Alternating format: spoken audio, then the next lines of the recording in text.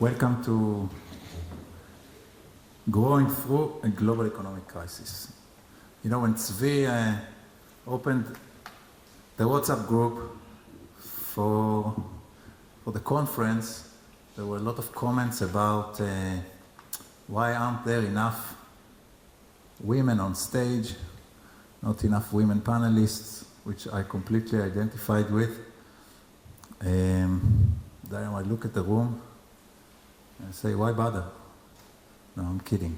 But I tried to get some sort of mixture and find a lady to sit on the panel, but I wasn't able to, at least not in the time frame that I had. So we have 4 men, sorry, as panelists. I'm happy to be here. Good afternoon. We're going to discuss growing in a global economic crisis in the context of the robotics industry.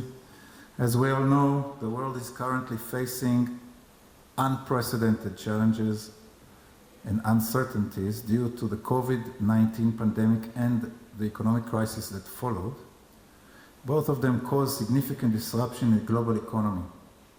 Yet, despite the challenges, we've also seen incredible resilience and innovation from businesses and industries worldwide. The robotics industry is no exception. In fact, we've seen how the pandemic has accelerated the adoption and development of robotics technologies as organizations seek ways to automate processes, enhance supply chain resilience, and support remote work and collaboration. Today, we have the opportunity to hear from some of the leading experts in the robotics industry on how they are growing and thriving in the face of global economic crisis. We will explore topics such as the role of innovation in driving growth and resilience, and the future of robotics in the post-pandemic, post-crisis world. I'm excited to introduce our esteemed panelists who bring a wealth of knowledge and experience to the table. Together we will engage in thought-provoking discussion and share insights on how the robotics industry can continue to grow and make a positive impact in the world. Thank you for joining us. Let's get started. You know, in the previous panel, one of the panelists said that one of the challenges with robots is that they need very explicit explanations on what they need to do. And as he looked forward into the future, he said that, you know, robots collaborating with people who add, you know, the intelligence on how to guide robots and translate from complex task descriptions to very simple, you know, steps that the robots need. And I wanted to share with you, or ask you maybe, how you think I created the opening comments for this session. Yeah, all I needed to do was, it was an experiment and I was shocked by the result. I said I will read it to you. All I had to say was, please write the opening comments for a panel called blah, blah, blah in a robotics conference, period. That's it. That's all I wrote. And I got this pretty amazing text, at least I thought. So I think the days of robots collaborating and fulfilling complex tasks without a detailed description are probably closer than you think. But, you know, maybe some of the panelists here will opine on that. So let's start by introducing them one by one. I will introduce each and call them here to introduce their company and themselves. Hopefully it will take no more than 5 minutes. 5 minutes. Otherwise we will have no time for the panel. And we'll take it from there. So first one, Dr. Ilan Cohen is chairman and CEO of Caja Robotics. Is that the right way to pronounce it? Okay. He serves as director for 4 global board of directors. Previously, he was founder and former president and CEO of Maytronics, Mission Control, and general manager, Kohlmorgen Industrial and Commercial Engineering Solutions Limited, Danhar Group. In addition, he was associate professor at University of Tel Aviv, Israel.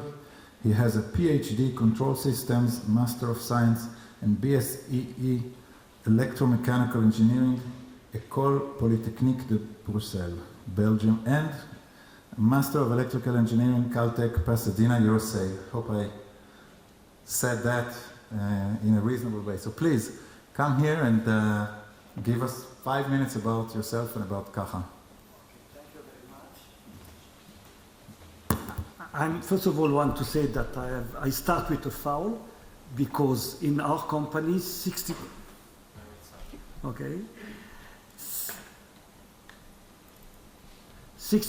of our managers are women. Then I could bring more people than me, and then your panel were with women. Then I am very glad that is my, really all my company that I was CEO, at least 50% to 60% were women. And I think that I hope that other people can take that as an example. I really believe that we can work together in a very equal way between women and men. Then I want to start. Dave, we have here about the company. We are an Israeli company, but we have already subsidiary in the United States and very soon in Europe. We are already a company that sells the product. We are not in a startup anymore. We are not anymore a startup company.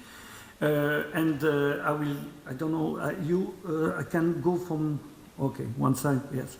As I said, the headquarters is in Israel. We have already operation site in Israel, in the United States, and very soon, in 2 months from now, in Europe. We are about 400 running robots in the world, and today we are around 100 people. When I start to be joining the company the second time, because I was there from day one as a more investor and an expert in robotics, but the last 3 years and a half, the people asked me to run the company. Instead of going really one by one in the slide, and I just say to one of my friends here that I'm in, for the first time, I think it's happened every 20 years in your background, that you meet what I call the magic square. We have, the market is growing like hell. We speak about automation in warehouse. We speak about the customer need automation. They don't have choice, not only because they pay more money for this kind of job, but they don't find people. It's not, by the way, it's not a very nice way to work as what we call in the order fulfillment and order on the picking area of the warehouse is really exhausted, and it's really not nice to work there. But the two other part of this magic square is that the solution that we are proposing is more a software solution. It's a unique solution, totally different from all the competitors that we believe we know. And this is really the key of the company. We can achieve performance with software and hardware, the robotic, but with much less robot than any competitor and much less surface. And this is thanks to our software, a lot of AI involved in the algorithm, and this is where we're very proud.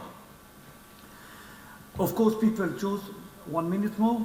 Of course, people like to have a solution that is flexible, but also very simple. This is the fourth part of this magic square. The solution needs to be simple for the user. Even we have a lot of extremely sophisticated technology, but at the end, if you don't provide a solution that is simple to deploy, simple to change, flexible from the eyes of the customer, then you lose a lot of credit. Really plug and play. And this is something that we try to do.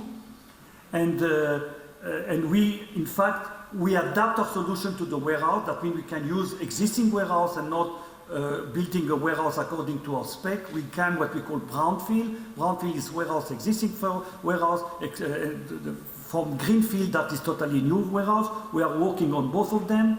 Our market segment is apparel, footwear, 3PL, and e-grocery. I will give 20 seconds about e-grocery. E-grocery is one of the more challenging warehouse that we need to pay attention. We have 2 sites in Israel for e-grocery chain in Israel, Keshet Ta'amim in this case. We have one in the north of the country, one in Petah Tikva, and it's really extremely challenged how to do e-grocery with robot. A lot of challenge, and I don't want to enter here, but I hope that thanks to again to our software, we really address it and we really achieve what we wanted.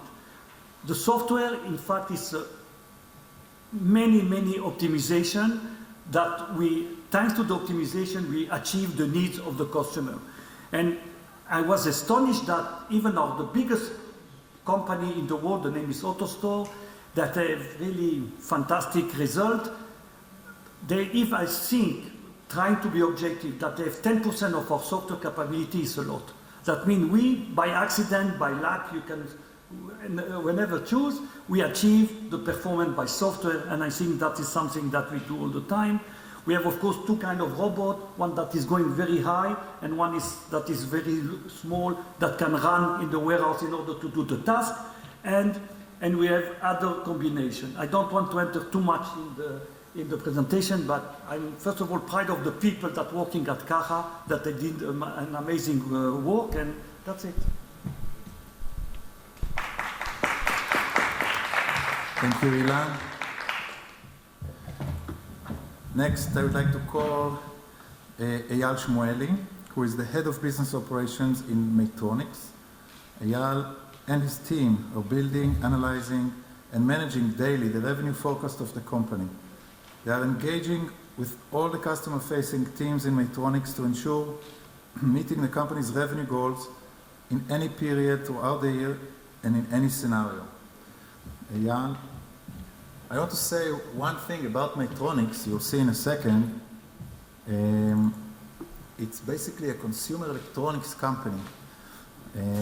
In 2017, I think, maybe 16, I ran a conference about IoT in the Tel Aviv University, and I said that in the next 10 years we will see a consumer electronics, because of, I had my explanation, but because of a variety of reasons, we will see a leading Israeli consumer electronics company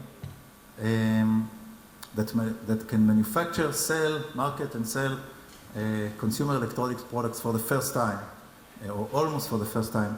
And I think Maytronics today probably represents the best candidate to be a huge consumer electronics company.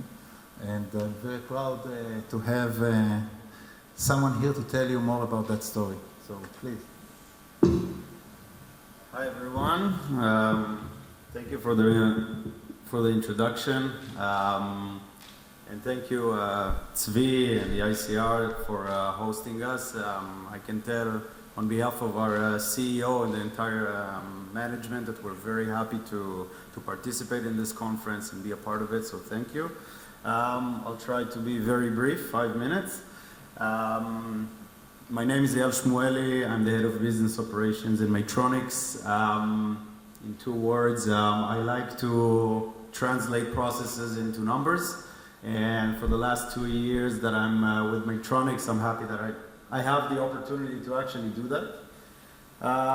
So, where our story begins. The Maytronics story begins in 1983 in a small kibbutz in the northern part of Israel. The kibbutz called is Israel Kibbutz.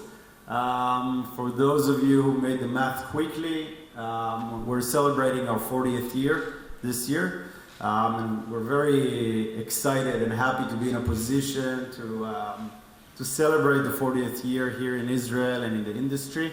A little anecdote, 2 weeks ago in our WhatsApp group, our general manager of the Israeli territory in the Middle East, he sent a photo of a robot, and a robot that came to the service center, and he said that this robot is 37 years old.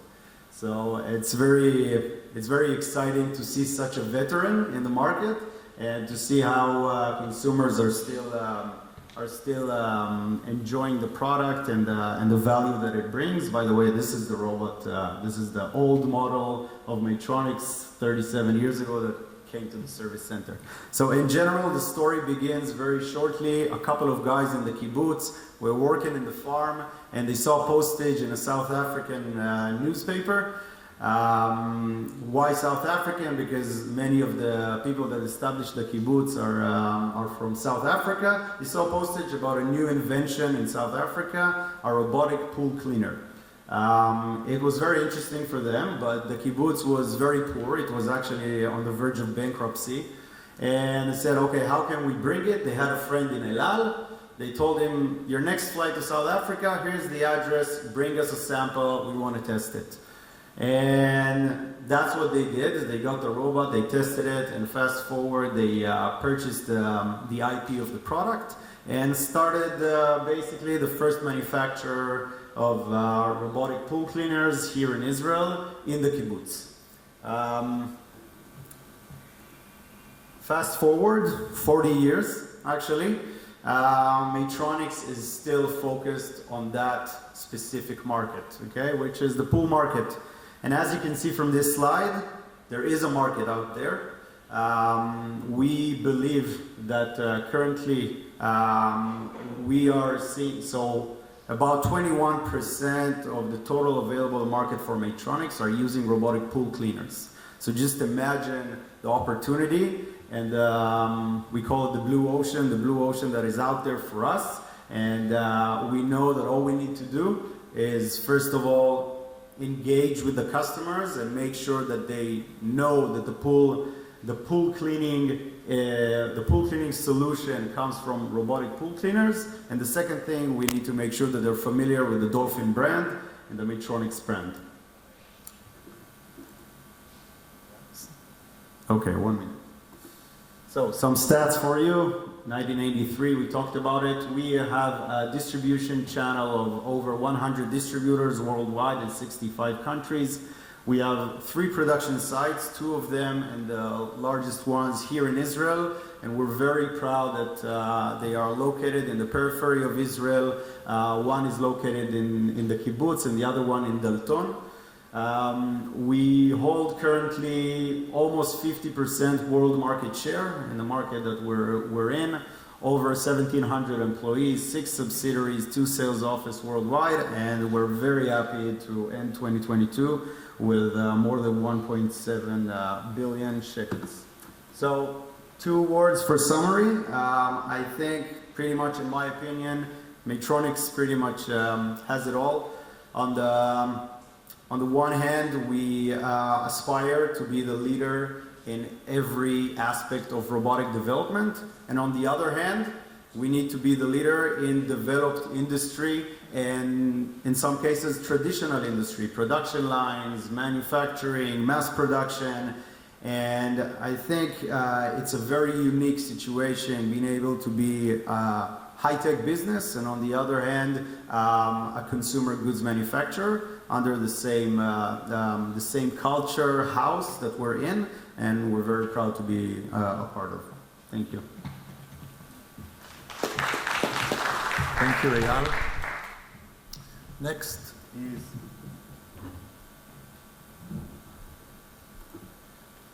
in line is Oren Buskila. Oren is the Chief R&D Officer and co-founder at Innoviz Technologies. For the past 15 years, he's built and led multidisciplinary R&D organizations developing cutting-edge technology in various markets, including military, consumer, and automotive. Served for 7 years in Unit 81 and earned the Head of Military Intelligence Decorate Award, Pras Rosh Amman. Husband to Tali and father to Yoav, Yarden, and Aviv.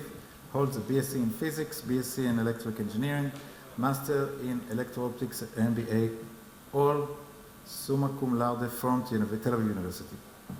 An avid ultra-marathon runner.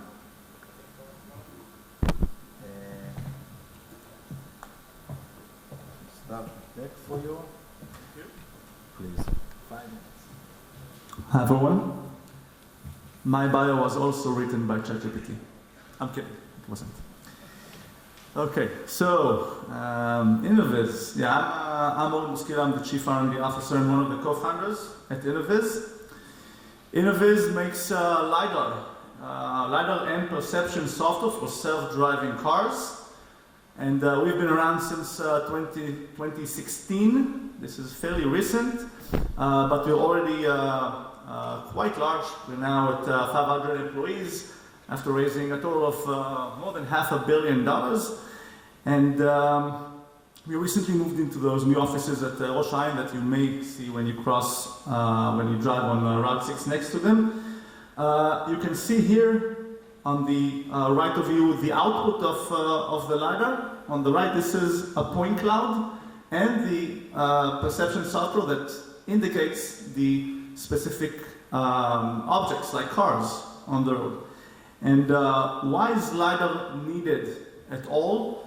So in a conference on robotics, this may not need a very detailed explanation, but basically LiDAR is a sensor that provides high definition 3D image of the surroundings of the car or the robot. And it turns out that this is a critical sensor to be able to implement a real self-driving vehicle. The reason is that with the other sensors, the basic sensors in a car, like a camera and a radar, there's just not enough 3D information to reach the level of safety that a car needs. So some kinds of robots might be okay for them to make some mistakes, but for a car, a mistake in perception could lead to a fatal accident. So now all OEMs, all car makers, almost all of them are now integrating LiDARs in their future generations of cars, and we are happy to provide the LiDAR for some of the most prominent, some of the biggest car makers. The first one to launch a self-driving car will be BMW. This is the flagship model of BMW, the Series 7. And this year's model, the 2023 Series 7, will have an Innoviz LiDAR in it, which will enable it to be the first BMW that you can drive on the highway. Actually not drive, you could ride in it without paying attention to the road at all. This is the first time in history. Well, at least of BMW, because Mercedes beat them by half a year. But amongst the first two companies to implement it. Another company that's using our LiDAR, we can't disclose the name, but this is a very big bus company or shuttle company. They're making a self-driving shuttle without any steering wheel at all. This will also launch this year. Another customer which we are very proud of is Volkswagen, which is going to launch in 2026 with our LiDARs, and this is the biggest LiDAR design win to date. This is the biggest business that was ever won for any LiDAR company in the world, so this is Innoviz, very happy. And there are some others like an Asian OEM which we also haven't shared yet its identity. Innoviz has now branches in 6 territories. It's a global company now.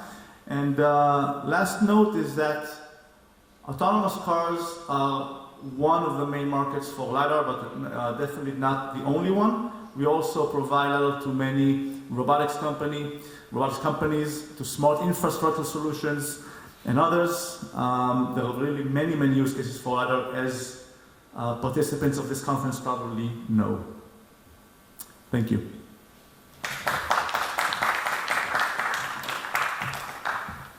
Thank you, Oren.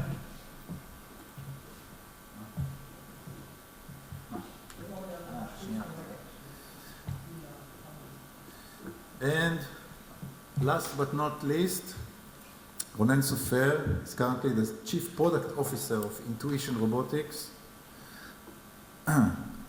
He is a tech industry veteran that's been focused on human-facing products for the past 2.5 decades, always at the forefront of new product categories. Ronen co-led Telmap from inception to acquisition, served as General Manager of Software Products at Intel's New Devices Group, and on the advisory board of companies like MoveIt, Screenovate, and SafetyK. Please.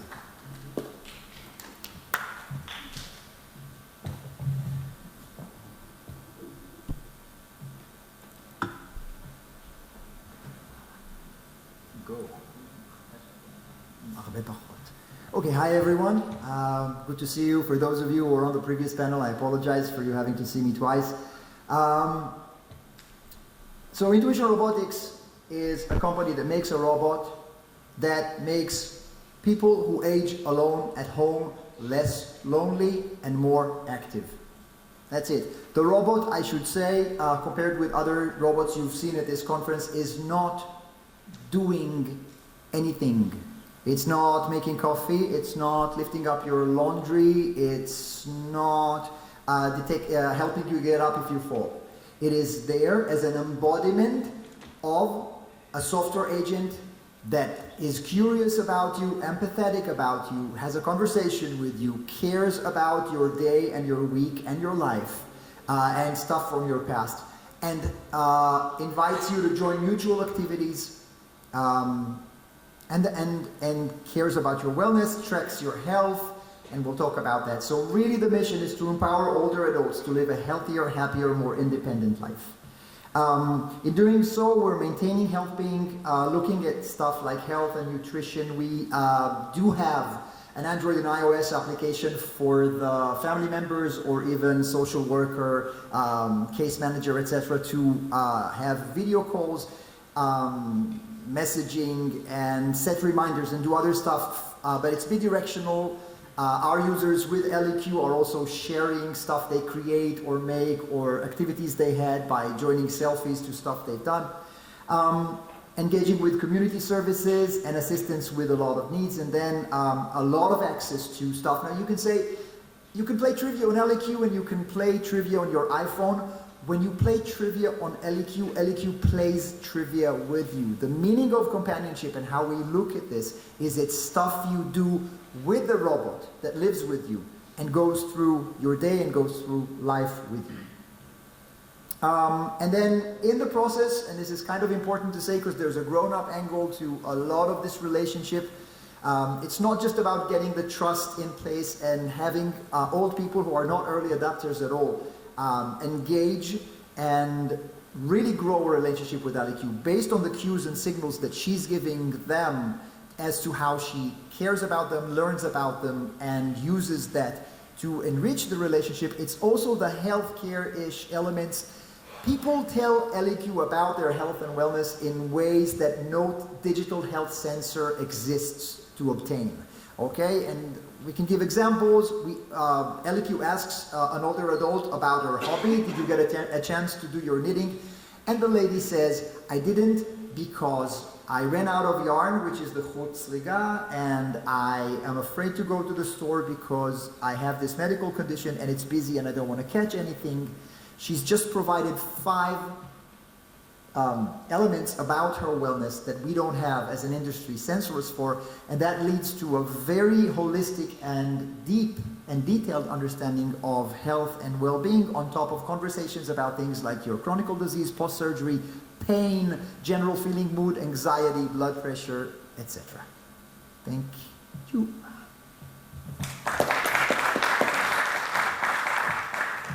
Thank you, Ronen. So before we start the panel, I'll just say a couple of words about myself. I'm the managing partner of i3. We are a boutique venture capital firm that specializes in super early stage deep tech startups. We've been at i3 for about 6 years now. We are raising our second fund, and we are super interested in robotics and robotics related companies. So I'm really happy to be here at this panel. I'll move to the microphone and we'll start the panel. But before I start the panel, I'd like to ask all of you to try to think of questions for this esteemed panel. These are some of the more interesting, mature, exciting robotics-related companies here in Israel. And if you have any questions that you wanted to ask them related to the panel's topic or close to the panel's topic, I'll try to keep time for questions from the crowd. So please try to think of something. So let's start with something positive, because we're talking about a financial crisis. Everybody starts to think about some of the negative things that you might want to ask. So I wanted to ask you, is there anything positive? Is there any positive impact that the financial crisis brought to your company, and new opportunities or other things that you view as positive for your companies in the last couple of years? Please. Okay. I guess I'll start. There's a silver lining to any crisis, and at Innoviz we've seen two things. So, any crisis is a sort of a stress test to companies, particularly those in early stage. And the way that we experience it is first through our customers, and second through our competitors.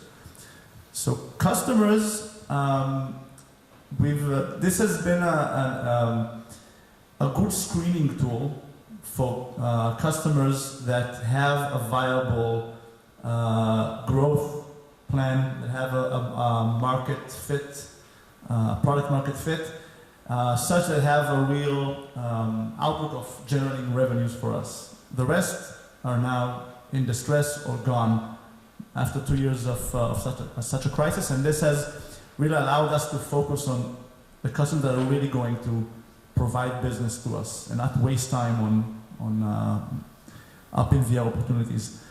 And the second aspect is competitors. And LiDAR, there was a big LiDAR hype 2 years ago, it peaked 2 years ago. There were more than 200 LiDAR companies globally. And this obviously doesn't make sense. Today there are less than 50, and consolidation is still ongoing. So the LiDAR companies that are going to survive this crisis are going to come out much stronger. And this is a good thing for us as one of the industry leaders. For us was a sort of trigger for our success, I think, because our solution was ready to be sold end of 2019, and we say, wow, fantastic, we start to go, and our region was number one region was United States, and when we start really to say, yes, let's go to sell our product, it's mature, we solve not everything, but we are really believe that we have something in hand, and then COVID came as a gift, and we didn't know what to do. Then two things happened. First of all, we saw after really few months that the COVID accelerate everything on the e-commerce. And as we do what we call automatic warehouse, the e-commerce is our number one customer needs. And it's the first time that we did two things. One is to look to the local market, Israeli market. We didn't know that we can put some robot in the local market, and we find some customer in Israel, in e-grocery and 3PL. But for us, the more extraordinary history or story is that we succeed without any flight, only by Zoom, to sell a system with 100 robots, value of more than $5 million, only by Zoom. And we did all the implementation in remote. We could not fly to do the going live. Then that pushed us to see how we can, even not be in place, that for us was an impossible mission, to go and to sell a very big implementation without even go one time to see the customer. And that was really for us the trigger of our success that we see today. Amazing. Okay. For us, I think what was unique about this crisis is that timing of it, because it was following the COVID-19 pandemic, and something happened in that pandemic. I think many of our consumers, they adopted the mindset of my home is my castle, and I think we all understood that our home is also something that we can nurture, not all of the other things that we do. And in general, the COVID-19 pandemic did very good for Maytronics. And so I think coming to this crisis, we came with a lot of confidence in our product, a lot of confidence in our consumers and the demand. And in any crisis in our market, it doesn't matter what happens. If you're a pool owner, there are two things that you must do. One is you have to take care of the chemicals in the pool, and the other thing, you have to clean your pool. And you want your pool to be clean, And there are many solutions out there, but our agenda in Maytronics, the whole essence of the pool is the fun about it and the enjoyment part of it. And the robotic pool cleaner is the most effective, eco-friendly solution out there in the market that the pool owner doesn't need to do pretty much anything to get out of this fun. I will try not to sound trivial. COVID made lonely old people lonelier and more secluded. And older. As it did to all of us. The tech barrier became higher. You remember those memes about Zoom, my grandmother using Zoom? No, don't. Look, Zoom is an amazing product because it does very well technically what it needs to do, but it is not welcoming to new users who are not inherently adaptive to the interface they're looking at. It was a drama. And then healthcare and wellness and just getting support from your family members, even if they are around, which is in the United States is often not the case. So in fact, COVID caused Intuition Robotics to pivot back into its original entrepreneurial conviction. It also thankfully makes the mission clearer to people like New York State Agency for the Aging, which has recently acquired 850 units, and other .gov and healthcare players who are doing similar moves. Thank you. So we had some fun, enjoyed some of the positive impacts of a crisis. Let's focus now more on the current economic crisis that we're all facing, with banks going bankrupt and companies finding it really difficult to raise funds to continue growing. Customers may have less money to spend on certain products. And I'd like to hear from you, what are some of the challenges, if we just for this question focus on product innovation, sales and marketing, those professional aspects of company building, what do you guys see as the main challenges and what are your companies doing to overcome them? So at Innoviz, we serve mainly automotive companies, but this splits into two general kind of applications. One is level 5, level 4, 5 self-driving, which means full self-driving, basically no steering wheel. And the other one is level 3, which means take say a passenger car and make it self-driving in some conditions, usually in the highway, which is a relatively simple one. And the dream of everyone is the level 5, right? It's like the spot that you go into and you come out to the other side without touching anything, right? This is the RoboCar dream. And what this last crisis did to this dream, it actually made it longer, farther away, because this takes immense investment. Capital expense, and the market is now much less prone to that. So this really steered us towards the companies that are actually going to deliver products in the next coming years, and not somewhere maybe in 10 or 15 or 20 years. So companies like Waymo are now reducing their investment. Companies like Argo, for level 5, they shut down. But companies like BMW and Mercedes-Benz, they're delivering cars in the coming years. So this really focused our attention on the real, it's a traditional automotive market, but of course with this revolution of self-driving, this puts the focus on costs more than anything else. Unlike in level 5, here this is something that a consumer must be able to purchase. So cost, reliability, and an ability to produce in mass volume. This is what this did to our strategy. Shorter term goals rather than long-term vision. Definitely. I think you mentioned about, I think our big challenge we are coming from a startup company and going to be global and in this way is really the investment. Today the investment is a huge challenge and we know that we need to find other way, creative way that we can receive money outside the investment world.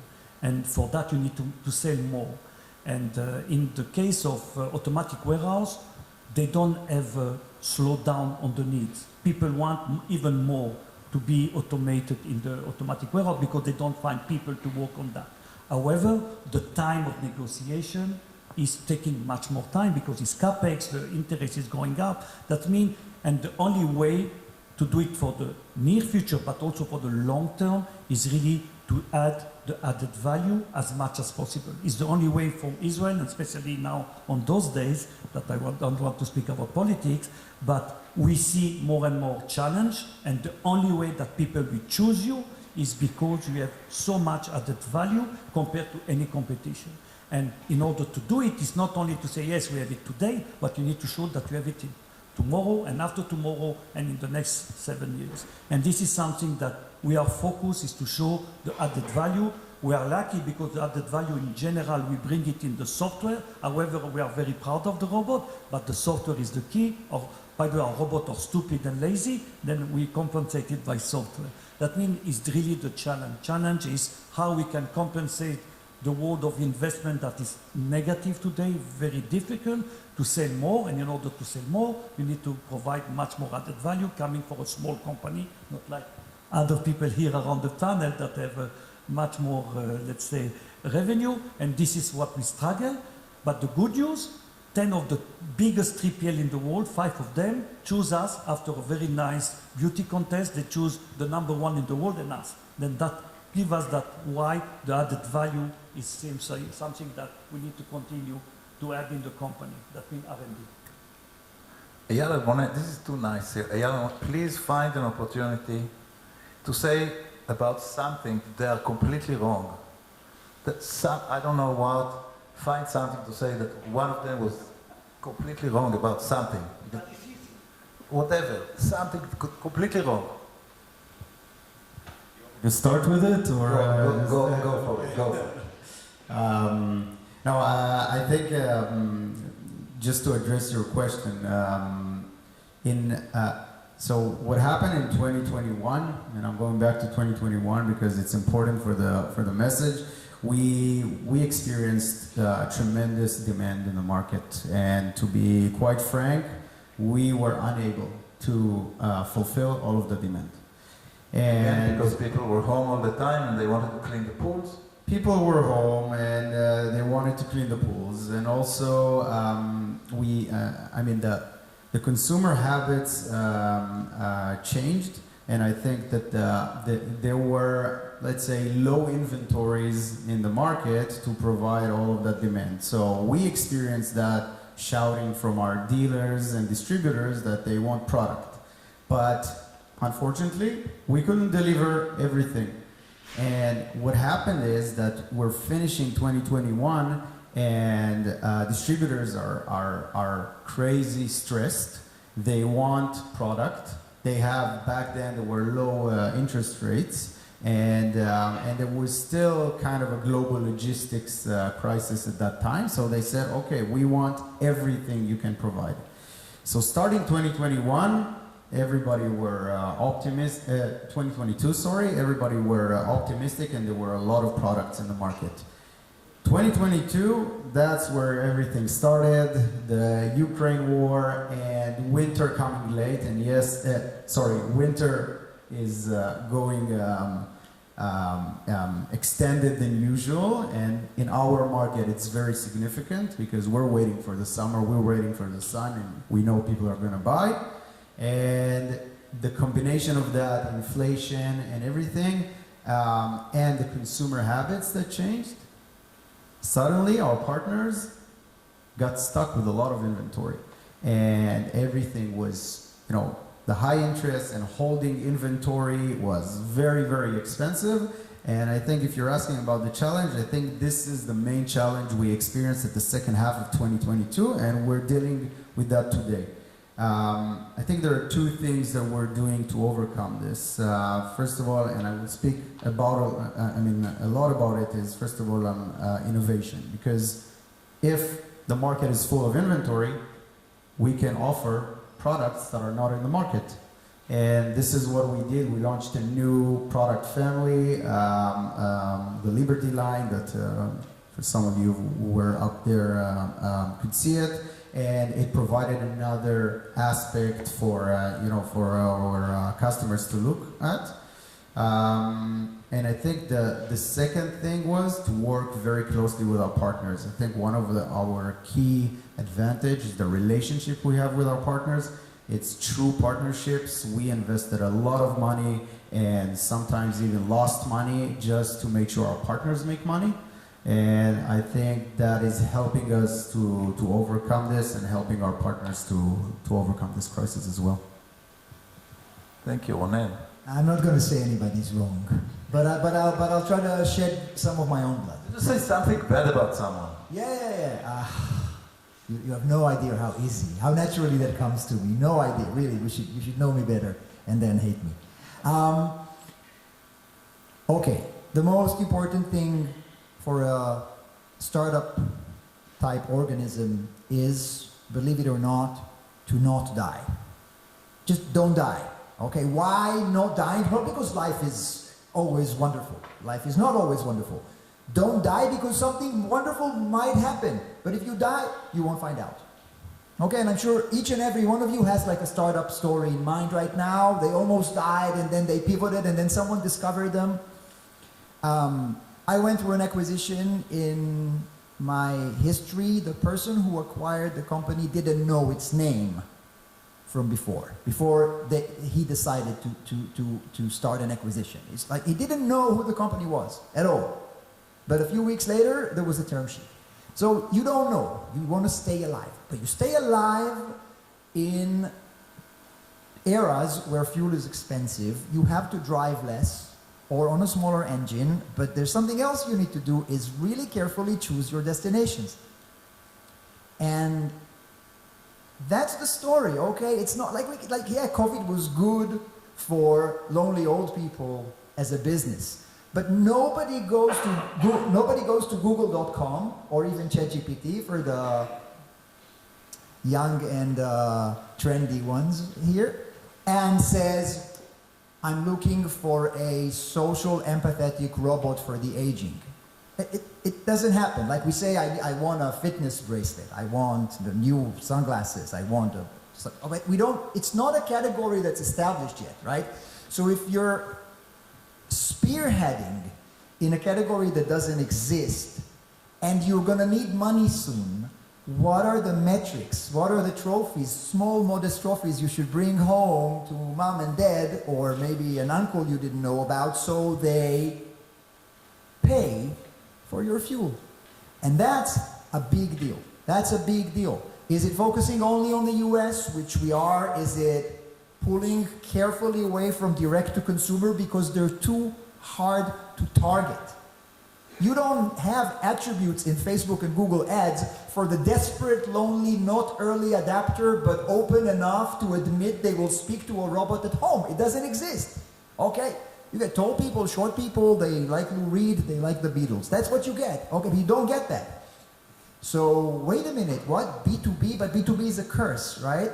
Because then you'll work for them and they'll tell you what to do, which of course is not an option. So, okay, 15% of what you invest has to go into making the B2B perception and use cases more lucrative for the people who will buy 100, 150, 800, like New York State.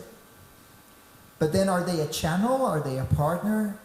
And how are they paying? What are they paying for? Is there anywhere we want to lose some money to create a multi-annum relationship and increase the lifetime value?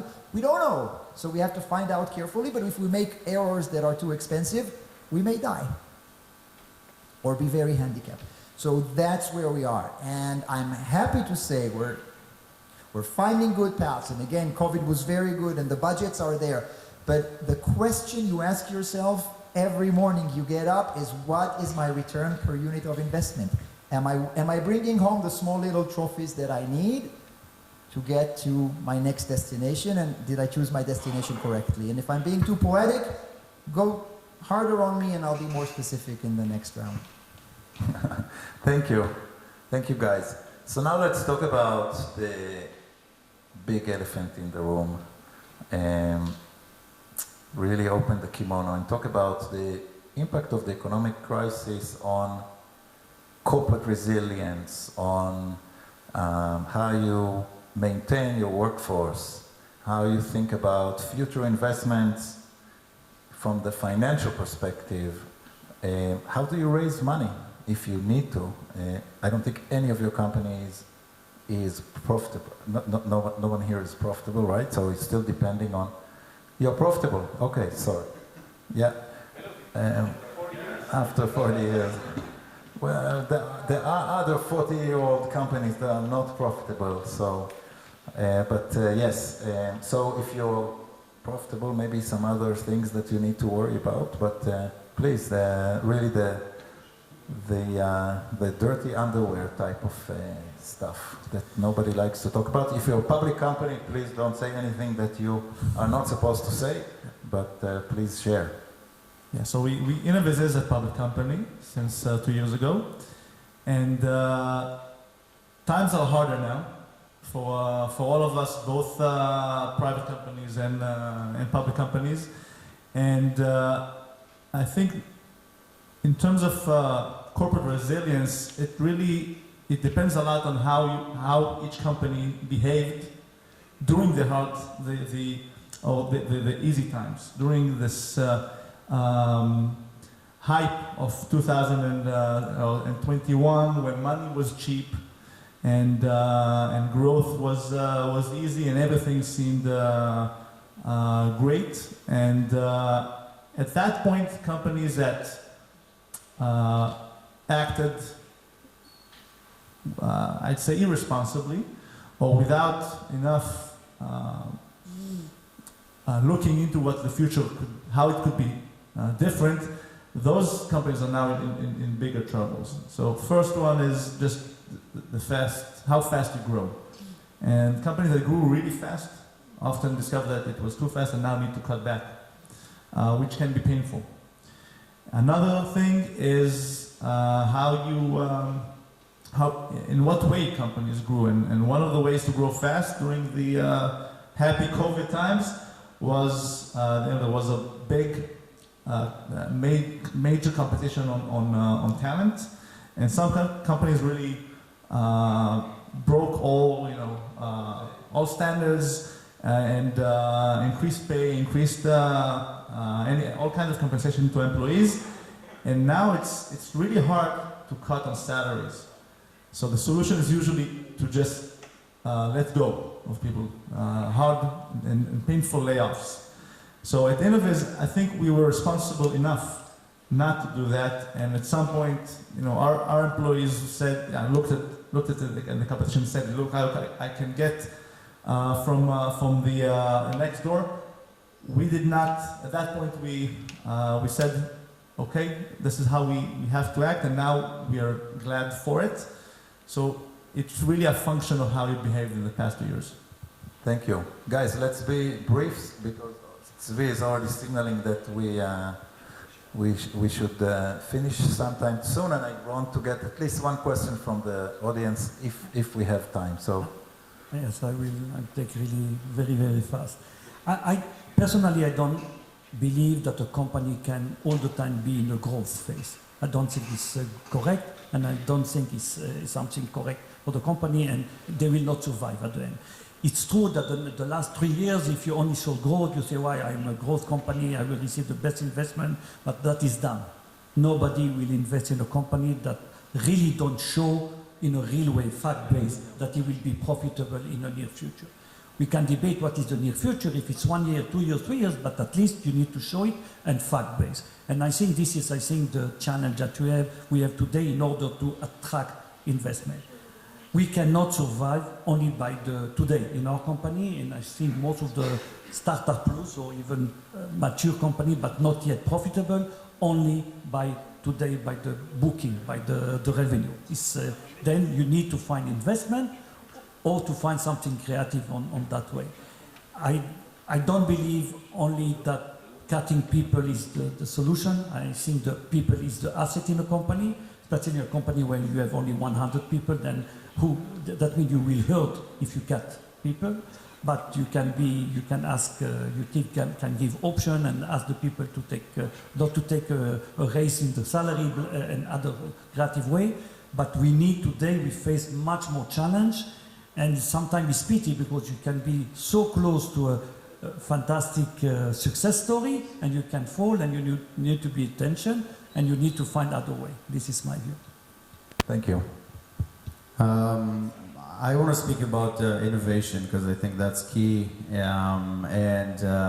way I see it, I mean, you don't earn the title innovative only by sitting in a room and thinking about creative ideas.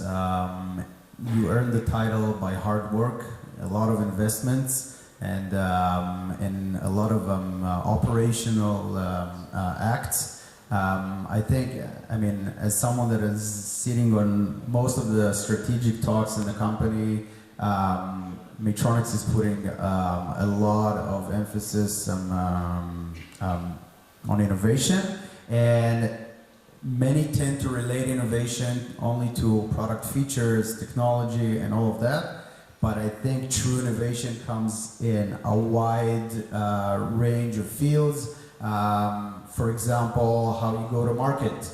I mean, the competitors are blowing in our necks, and we have to be very creative and innovative on how we go to market, how we do business in this crazy market. We have to be very innovative in our supply chain. I mean, there are a lot of challenges in the supply chain, global logistics, production lines, all of that. We need to think about creative ways because you can have the best product, you can wrap it with the best go-to-market strategy, the best margins, everything. But if your supply chain cannot support that and you aspire to be a mass production company, it will just not work. So we have to be innovative there, services and all of that, and I think that is what we're focusing on, is being able to be innovative in all of these fields. Thank you, Ronen. Okay, cool. So if there's a question from the audience, we'll try to take one. If not, then we can allow Tzvi to... Okay.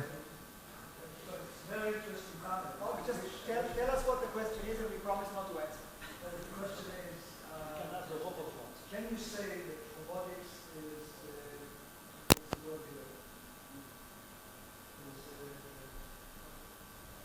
Say it in Hebrew. Resilient. Immune. all these global economic crises at this time? We promised not to answer. Okay. We promised not to answer you, but we can talk about it after the panel.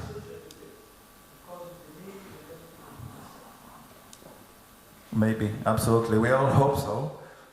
We wish everyone here that wants to start a new robotics-related venture all the best. Please come to me, of course, if it's something completely new, and talk about it. And if you need advice, I'm sure all these gentlemen would be happy to help, because we are a small community and we help each other, not only in mature and well-known companies, but every single young and old and novice entrepreneur can really bond and ask and get assistance from some of the people that have seen more and have more experience. So thank you very much to the panelists. Thank you, Tzvi, for hosting us here. Thank you.